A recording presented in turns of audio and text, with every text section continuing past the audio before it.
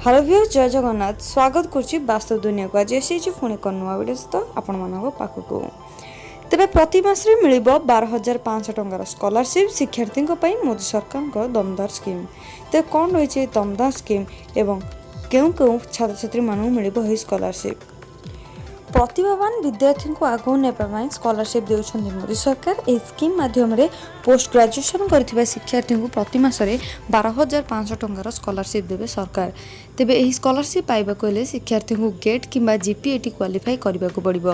तेबे गेट किंबा जीपीएटी क्वालिफाइड एमती स्टूडेंट जे एआईसीटी रु मान्यता प्राप्त टेक्निकल इंस्टीट्यूट रे मास्टर डिग्री हासिल करिथिबे सेही माने आवेदन करि परिबे। तेबे एमटेक एमई एमआरएच किंबा एमफार्म रे एडमिशन स्टूडेंट प्रति मासरे स्कॉलरशिप फायदा उठे पारे। तेज अक्टोबर मास मध्य ऑनलाइन आवेदन करेंगे। जो मैंने गेट जीपीएटी स्कोर एडमिशन नहीं स्कीम फायदा उठे पारे।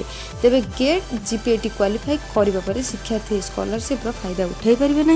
यह समय स्कॉलरशिप पाई स्टूडेंट पाठपढ़ा समय अन्य कौन प्रकार आर्थिक सहायता स्कॉलरशिप कौन प्रकार वेतन किंबा भत्ता नहीं पारे ना।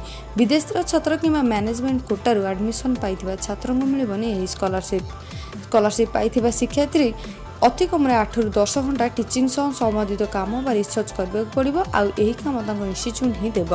12,500 टंका स्कॉलरशिप तो मिले हेले से इन्स्टिट्यूट पाठपढ़ा समय परफॉर्म आकलन कर संतोषजनक प्रदर्शन कर शिक्षार्थी मिल स्कॉलरशिप।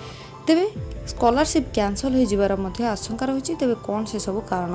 तेबे अनुशासनहीनता किंबा खराब व्यवहार अभियोग आसिले रद्द हो पारे स्कॉलरशिप हासिल करथिबा छात्र वर्ष को 15 टी कैजुअल लीव अति बेसी 30 दिन मेडिकल लीव एवं सरकारी निर्देश मुताबिक मार्टिनल लीव नहीं पारे। तेबे यही सब शिक्षार्थी यही स्कॉलरशिप रही एवं यही शिक्षार्थी माने निश्चित भाव में स्कॉलरशिप फायदा उठे पारे। आशा कर वीडियो आपको पसंद आदि पसंद आसी निश्चित भाव में शेयर करनी चैनल जो मैंने अच्छा चैनल को सब्सक्राइब करूँ। आज वीडियो मोर रही पुणी देखा नेक्स्ट वीडियो। जय जगन्नाथ।